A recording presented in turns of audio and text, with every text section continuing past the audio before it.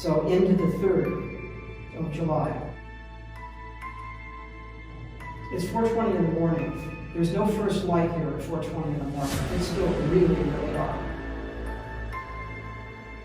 Right, okay, he's sitting in the dark. Left the rifle, and eventually returned the set of keys that were missing from the janitor's closet. They're wrapped up in a newspaper. They end up in the front of the courthouse. That's crazy. We're getting all these confirmations. So I want Tom to ask a couple questions because Tom has built a rapport and really has stoked the flame on uncovering the truth about what happened to Kinsley and really went into the science and the research and rebuilt the entire shooting from start to finish. And so we want to see if that rapport will allow us to further validate what's happening out here. I'm gonna just fire up the K2 meter too. This is insane. We're getting all kinds of activity all of a sudden. Yeah. K2 squad.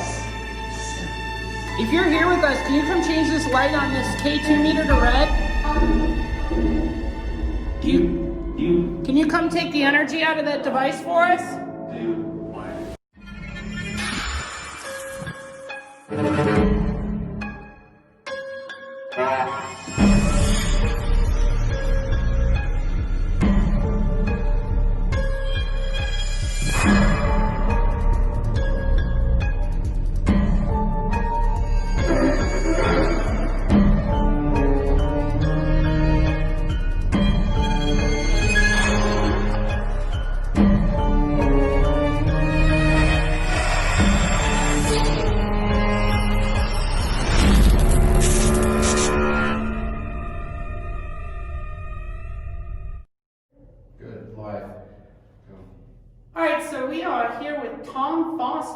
And Tom is part of the historian team here and director of different events here in Globe.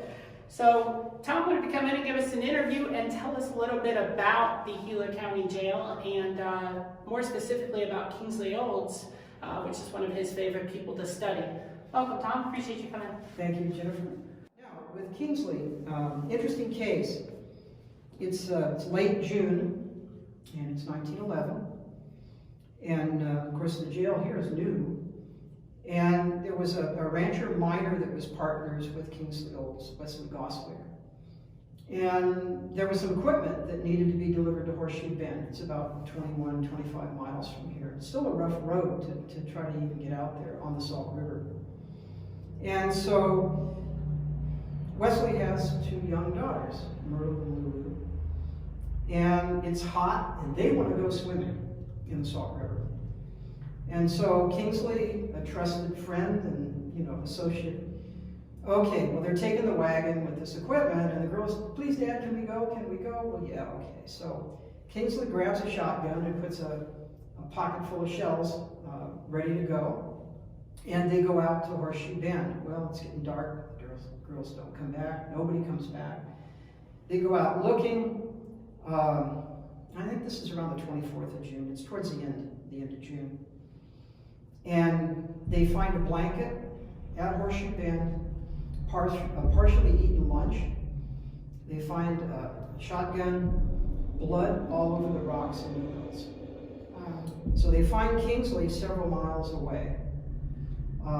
And finally, in looking for the girls, one of the girls comes up to the surface in the Salt River. There's a very deep pocket out there that has sort of a shelf on it, so it's really deep. She comes up to the surface, they look for the other girl, and finally they find her. She comes up, they're both drowned.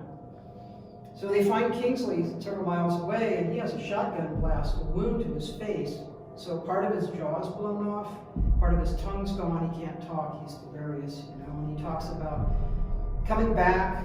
He had gone and he came back and the girls were missing, and there was a Mexican or an Indian, somebody on the blanket, had the shotgun. He walked up and confronted them, they shot him, and that's all he remembers. And so that was part of the story. Well, they go back out with the sheriff and other people, and they're looking around the area, and what they're seeing is one set of footprints and one set of horse tracks, and those are actually the wagon of Kingsley and the girls. So that was like their version of DNA forensics. Yeah, you know, back in the day, they're still learning about this, and so he has a story, and they buy it, and in the newspaper it talks about the story and how they print all this stuff, and then all of a sudden he's being questioned and questioned again and questioned again. He's writing notes because you can't talk. It's summer. He's got to be miserable. It's hot. He's shot. It's really hard to attempt suicide with a shotgun at point blank range. Right. I mean, it's hard to miss. Right. So there's one element of this whole story that there's an issue with. So he finally goes, I don't care what happens to me. I did it. You know, it's my fault. And so whatever you want to do, go ahead and do. And so he's never really indicted. He's never tried for murder. He never goes into a courtroom. And so as they bring him back into town, they put him in hospital, you know, well, a lynch mob forms. And so he's going to get lynched. And so the sheriff, being the sheriff that he is, good man, I think, overall. He's got a lot of history, too. He brings him here and he hides him up here in the women's tank.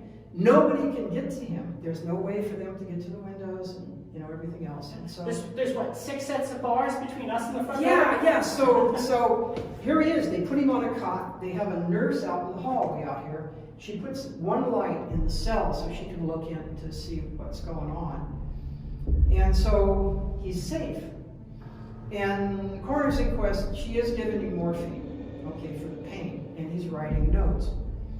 Well, all of a sudden he tells the nurse that the girls came and visited him here. And they basically said, you're going to be joining us real soon. Really? And you would think that if you murdered 2 people and they show up at your cell and you're trapped in here, you're going to go, get me the hell out of here. Get me out of here. And he didn't. No, he didn't. He just said the girls came and they visited, and we're going to be joining each other soon. And so there you go. She puts him to sleep. He's okay at about 11:20 in the evening. She checks on him. He's all right. And so the night goes on. Somebody gains access to the courthouse, and they come in through the judge's chambers into his library and into the judge's toilet. It's about 26 feet from his toilet window to ground zero here. And so he waits all night. He smokes cigarettes and cigars, and he waits in the dark. At 4:20 in the morning, you got to realize that in July, now this is July 2nd, I think it was, so into the 3rd of July. It's 4:20 in the morning. There's no first light here at 4:20 in the morning. It's still really, really dark. Right. Okay, he's sitting in the dark. So at 4:20 in the morning, he props his rifle up, you know, a 95 Winchester, a real short barrel carbine, props it up on some law books up here, and he waits. And finally, at 4:20 in the morning, he takes a shot. Across the alley, through the bars, and Kingsley is sort of propped up, you know, with his, you know, knee on the side. And so, according to the coroner's inquest, the bullet enters above his right shoulder and exits below his left breast. So it's a hunting shot. It's a heart-lung shot. So this shot comes through a window approximately 20 feet through a set of bars, another window, and a second set of bars, and still manages to hit him. And still hits him. And of course, you know, 30 caliber bullet. He's asleep, and so he's hit basically with the force of a freight train. And I forget what the muzzle energy is at 26 feet, but it's a lot. And they never know, they never find out who did it. Never find out. There was a comment, okay, so he's laying on the floor, and he's basically dying, and of course the nurse is now rushing in, and everybody's rushing in. Right. So about 4:30, 4:35 in the morning, there's a millman across the street in a bar, just got off work, he's having a drink, you know. And he looks up, and he sees a dark shadow come out of the front doors of the courthouse, down the steps, and disappears into Broad Street. The first morning light, you know. Wow. And so our murderer left the rifle and eventually returned the set of keys that were missing from the janitor's closet. They're wrapped up in a newspaper, they end up in the front of the courthouse. And so after over 100 years now, the murder is still unsolved. So we have ideas on who maybe pulled the trigger, but we don't know. And who do you guys think that is? Well, Wesley Goswick was on his way to the Salt River where she'd been, armed to the teeth, Okay. and brought him back. I don't know. Was that? And if I knew, I wouldn't tell you. You wouldn't tell us. No, I can't, because after all this time, the best part of a story is the mystery that's involved. And if we remove the mystery, then the story loses a lot of its allure and luster. Same way we investigate, right? Yeah, no, it is. We come in and we try to uncover the mystery of what's not being told. So I mean, yeah, it makes sense. You may get a name. Yeah, very well, Mike. You know, it's a possibility he saw the shooter too. You never know. Okay, so what do you want to do? Let's have you go in. Ooh. Ooh, boy. And I'm going to set this right here. Okay. Yeah, you Set got the it. microphone right there.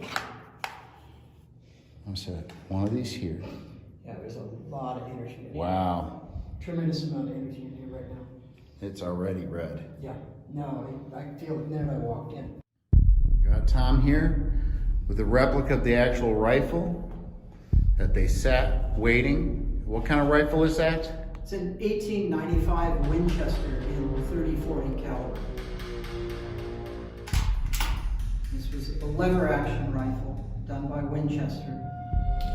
Had a box magazine, fixed magazine. This has a saddle ring. It's a shorter rifle. The coroner's inquest. In the coroner's inquest testimony, it talks about a short rifle of this type. And they said that it had been shortened so you couldn't see it. Outside the cell. It's green. Inside the cell. Inside the cell. Yeah. It's now turning red. Right at the doorway here, like someone standing, waiting. Are you standing here waiting for us? I'll set this down here. Kings, you want to talk to us? Tell us what really happened with you and the girls?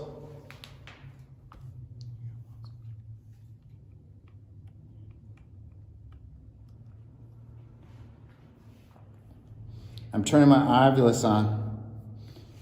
Can you talk to me? Tell me what really happened? Can you turn my K2 meter? Make it light up? Rap on the bars? Knock on some glass? Let me know you're still here? You still have something to say?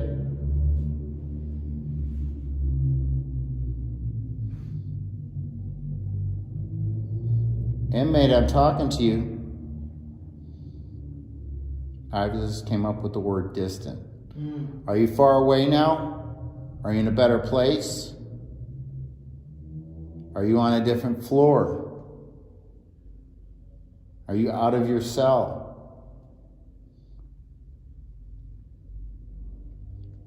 Are you supposed to be out of your cell?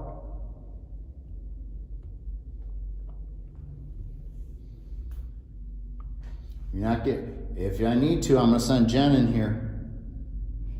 You know how she's talking to you.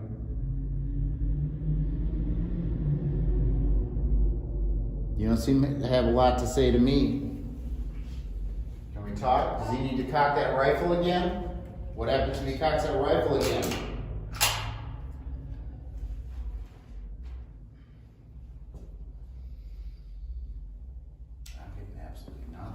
Yeah, it was really. I'm still picking up stuff. I get some right out here at the door. Yeah. At the table. What about the table? You downstairs by the table? Are you watching us film? Are you standing next to me? I've got it going about 13 now. We're at the doorway here. Yeah, when we walked in, it was really intense. You could really, really feel a lot of energy, and then it sort of Kind of went away. went away, like it was only sustainable for a very short period of time, and then it was. Is it harder to show yourself now? What do you need to tell me? What can you tell me? What do you need? Do you need someone to speak for you? You can speak through my Oculus. All you gotta do is say the words to it, and I can read them. I can hear what you need to say.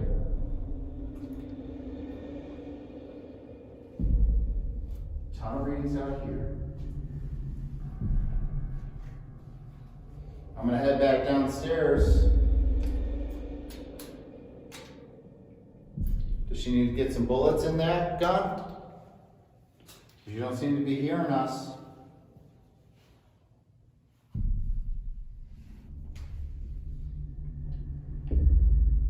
May. I don't know what May is. Random words sometimes. Maybe. All right, I'm gonna send Jen down here and see what happens. Wesley May. Wesley May? Wesley May Goswick was another little girl that he had nothing to do with. It's buried next to the girls. Oh. Is that May talking to us? Ooh. Did she come in here to visit?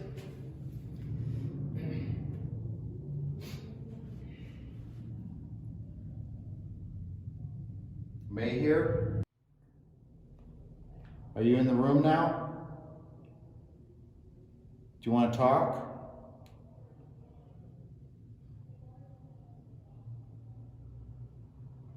Only I'll lighten it up a little bit. If you're really here, you should be able to make it go red.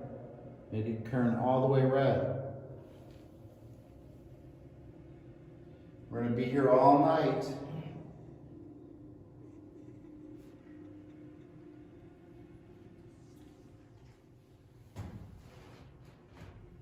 All right, May, we're going to come back, all right? I'm going to send Jen. Maybe you can talk to her.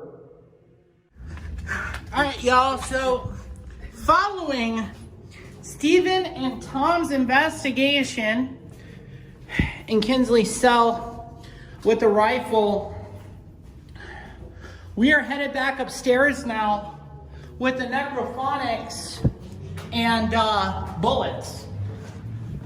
So the bullets have no powder or primer, and the rifle had no bullets, just so we keep everything safe. But we're gonna see if we can make contact with Kinsley or possibly May. So on the Oculus, May came through, and we just want to see. So we're gonna do this necrophonic session. Did you just tell us to get out?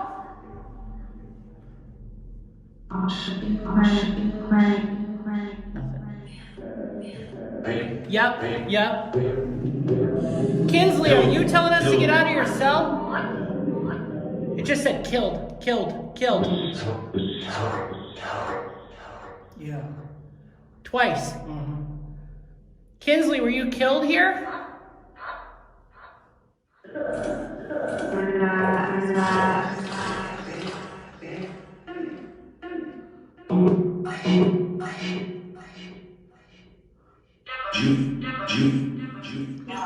Can you tell us what you were killed with?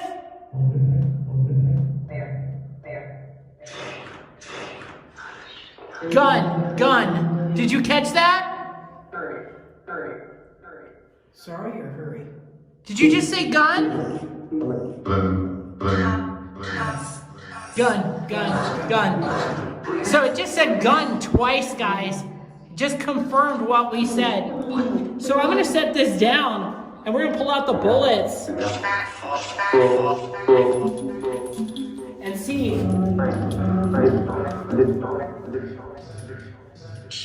Kinsley, I have the bullets here that you were shot with.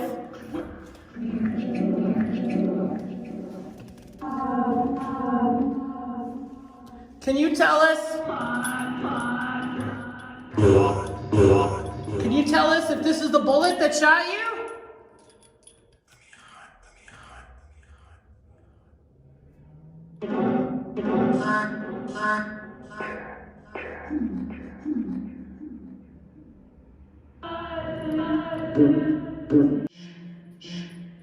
Kinsley, I know you were laying right here when you died from these bullets. This bullet came through these bars and hit you.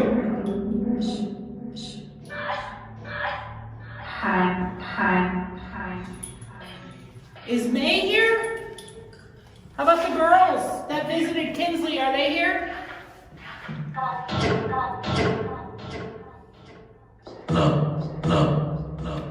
Hello. Yeah. Hello.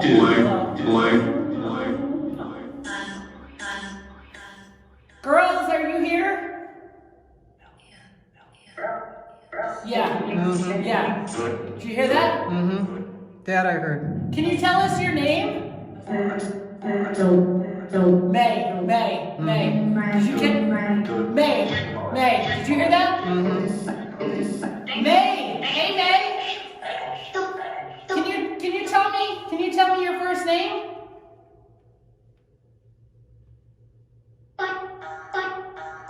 What's her first name? Wesley. Wesley. Yeah, it would be little Wesley May. Wesley. Wesley, are you here with us?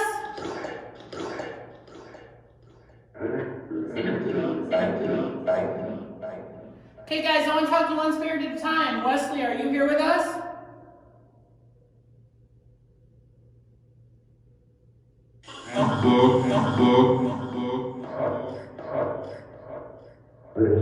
Book? Book? Yeah, that's what the shooter used to prop the rifle up with. Law books. Really? Yeah.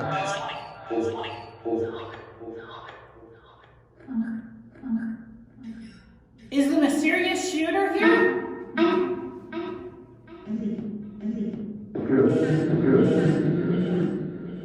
Or Wesley, are you trying to tell us how Kinsley died? Yeah. Yeah, Wesley May was an infant, very, very young when she died. Girl. Mm-hmm. Girl. Can you tell me what my name is? My name's Jennifer. Can you tell me my name?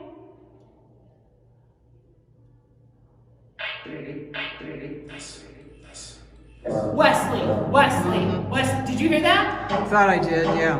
Holy crap, it just came through here, word for word. Wesley. So you got Wesley and May. So Wesley Goswick was the father of the girls.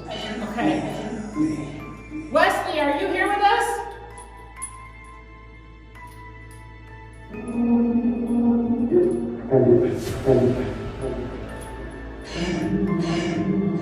Are you happy that Kinsley got shot with this bullet?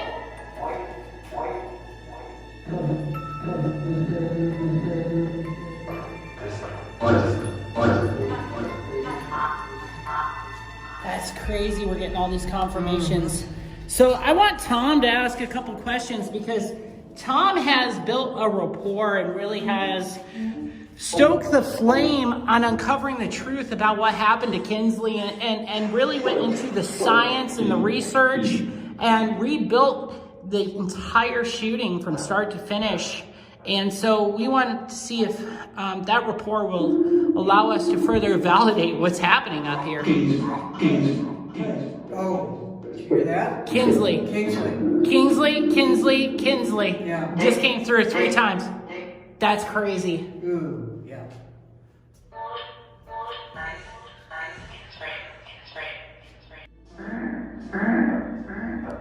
Can you tell me what I'm holding in my hand?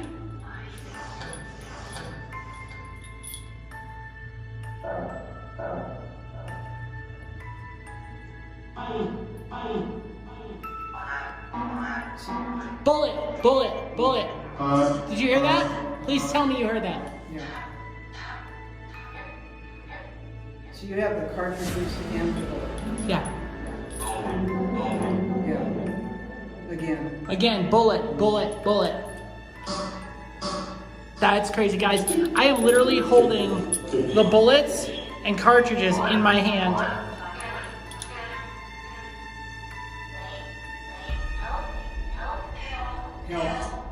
Help. Help? Kill, help. Kill? Help, help.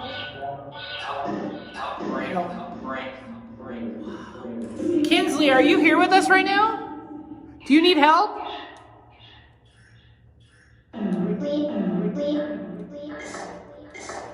If there's someone... You're pulling in a female voice, a young female voice in there as well. Yeah. Well, we can try the girls again. So Myrtle or Lulu, are you here? Myrtle or Lulu Goswick? You came before. In 1911, you came and visited Kingsley in his cell.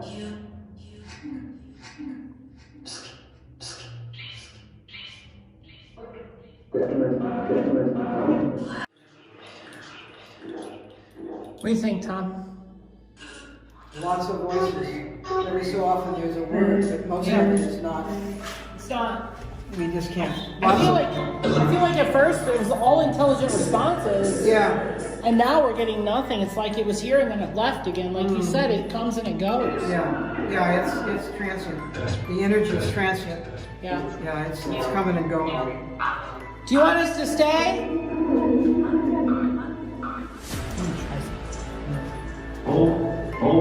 You said it's transient. Do you want us to stay?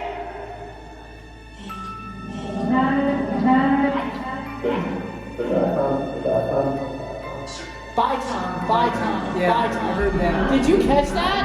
I It heard just it. said bye to you. Yeah. Like, it's right here. It knows you were leaving. Yeah. That's crazy. Yeah. Thank you. Can you say bye to me? I'm Tom's friend.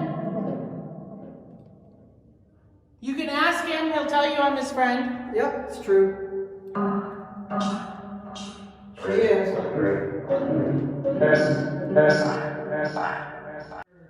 All right, guys. So we are headed back out after the Echo Box session, or the Necrophonic session with Tom, and that was just bone-chilling, incredible. The footage that we caught, the responses we got were so intelligent.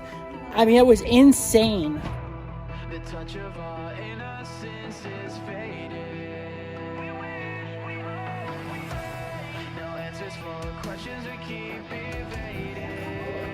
Oh my God, dude.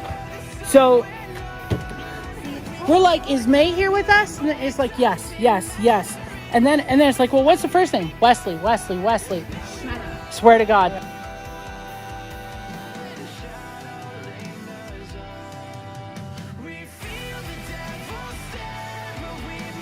What am I holding in my hand? Bullets. I swear to God. One after another for a good 10 minutes. As we were leaving, we're like, okay, what do you want us to do? Do you want us to leave? No. Stay for a few more minutes. We're like, okay, we're going to leave now. And it says, bye, Tom.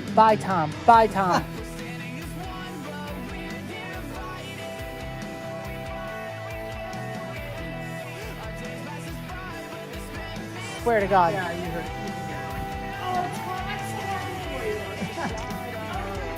I told you. Go on.